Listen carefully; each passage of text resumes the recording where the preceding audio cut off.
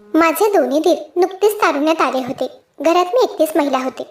माझा नवरा काही दिवसांसाठी बाहेरगावी जाताच दीरांनी मला नको तो प्रश्न विचारायला सुरुवात केली. ते दोघेही मला एकच प्रश्न करू लागले की वहिनी, दादा तुला खुश ठेवतो का? त्या दोघांचा प्रश्न मी अगदी हलक्यात घेतला होता. एके दिवशी माझा लहान दीर पळतच माझ्या खोलीत आला. तो म्हणाला, वहिनी, कुंदन कसा तरी करतोय. माझ्या लहान दीराला अचानक काय झालं ते मला समजत नव्हतं. तेव्हा मी पळतच त्यांच्या खोलीत गेले. दीराच्या खोलीत जाताच दुसऱ्या दीराने खोलीचा दरवाजा बंद केला. ते दोघेही माझ्यासमोर नको त्या अवस्थेत उभे राहिले. त्या दोघांना मी लहान समजत होते, पण त्या दोघांचं तेवढं पाहून वहिनीने बेभान होऊन तिथेच.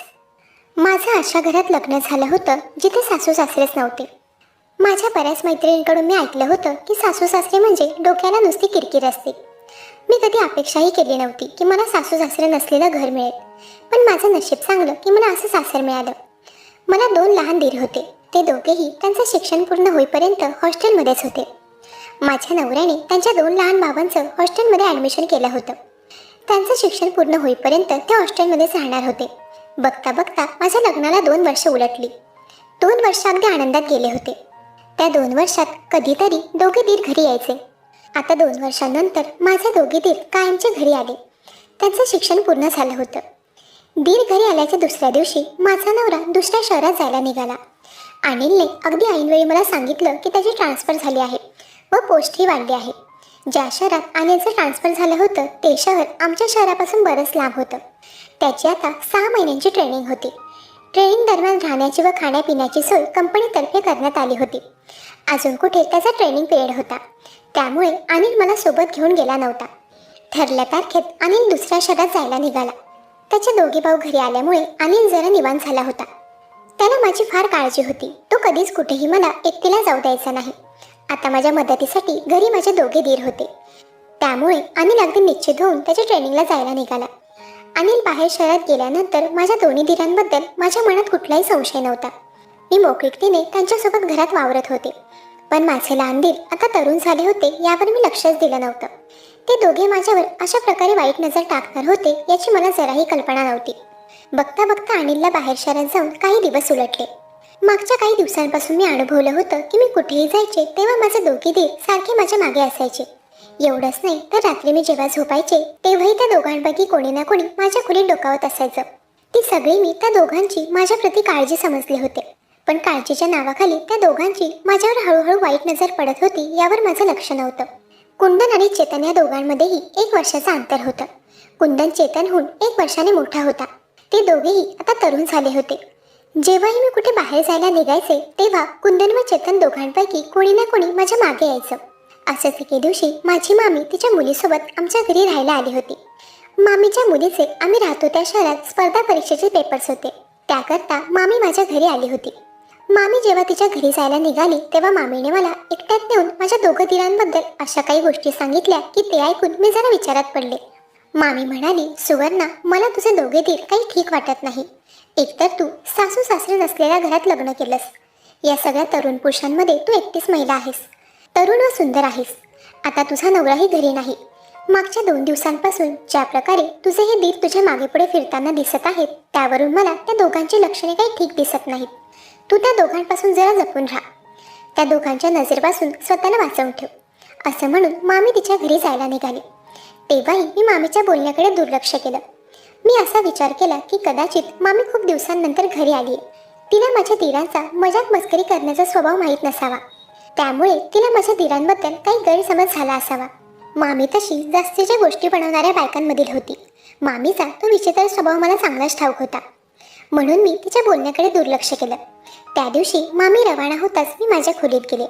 काहीच वेळात छान तयार होऊन मी खोलीतून बाहेर आले. मला तयार झालेला पाहून माझे दोघेही दीर मला प्रश्न करू लागले की मी कुठे चालली आहे. मी त्यांना म्हणाले, आज माझ्या मैत्रिणीकडे किटी पार्टी आहे. किटी पार्टी करता मी माझ्या मैत्रिणीकडे जात आहे. तेव्हा कुंदन म्हणाला, वहिनी, मी तुला आपल्या मोठ्या गाडीने सोडवायला येतो. तू स्कूटीने गेलीस तर तुझा मेकअप खराब होईल. मी छान तयार झाले होते. स्कूटीवर जाऊन मला माझा अवतार करून घ्यायचा नव्हता. मीही विचार केला की दीर सोडायला यायला तयार आहे, मग मी का उन्हात तापत जावं. मस्त 4 चाकीमध्ये एसीच्या हवेत जाऊयात. मी कुंदनला मला सोडवायला येण्यास होकार भरला. आमच्यासोबत चेतनही येऊ लागला. माझे दोघे दीर मला सोडवायला आले होते. माझ्या मैत्रिणीच्या घरी पोहोचताच मी त्या दोघांना म्हणाले की आता तुम्ही घरी जा, मी रिक्षाने घरी येईल.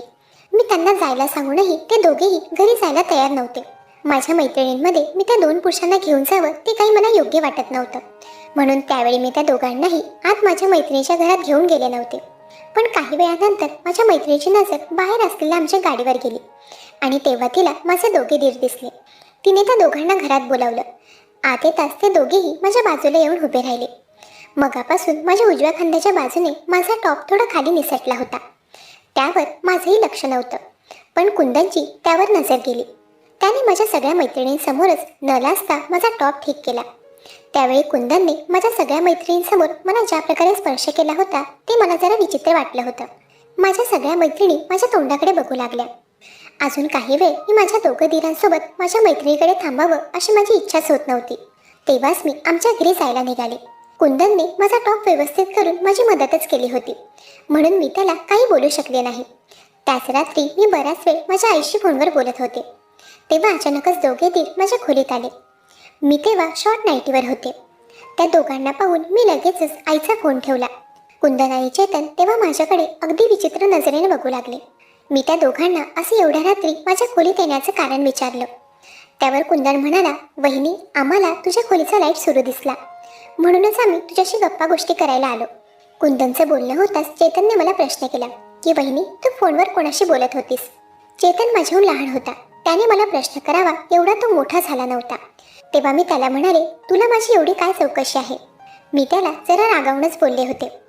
माझ्या रागिष्ट बोलण्यावर चेतन एकदम शांत झाला. पुन्हा त्याने मला काही उलट प्रश्न केलाच नाही.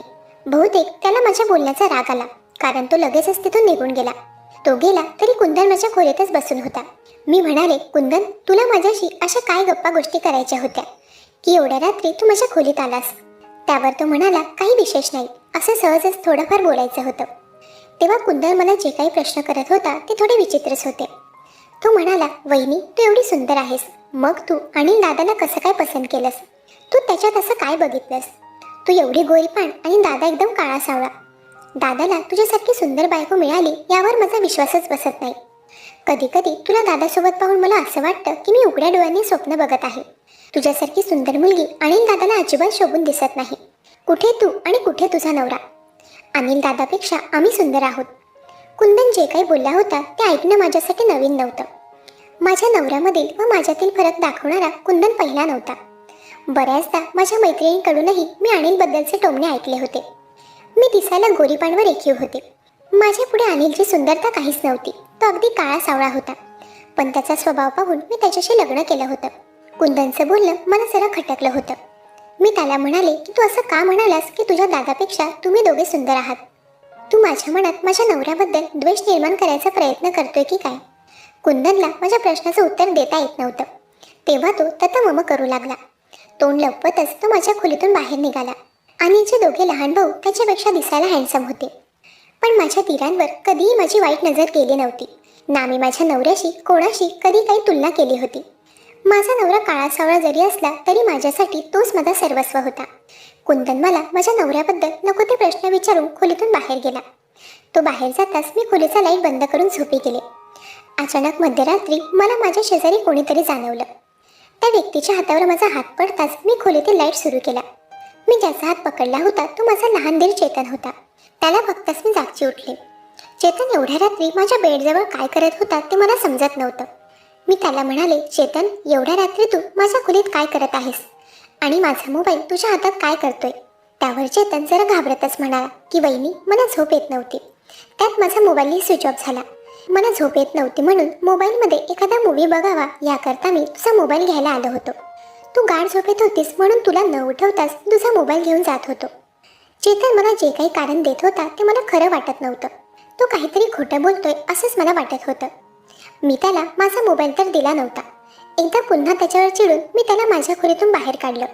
एकटा बाई माणूस रात्री खोलीत कसंही झोपतं याचंही मान चेतनला नसावं एवढा तो लहान नव्हता. त्याचं माझ्या खोलीत येण्याचं कारण नक्कीच काहीतरी वेगळं होतं. दुसऱ्या दिवशी सकाळी नाश्त्याच्या वेळी चेतन माझ्या नजरेला नजर मिळवत नव्हता. दुपारच्या वेळी माझे दोघेही दीर आपापल्या खोलीत होते. मला थोडा मोकळा वेळ मिळताच मी अनिलला फोन केला. मी त्याला त्याच्या भावांच्या विचित्र वागण्याबद्दल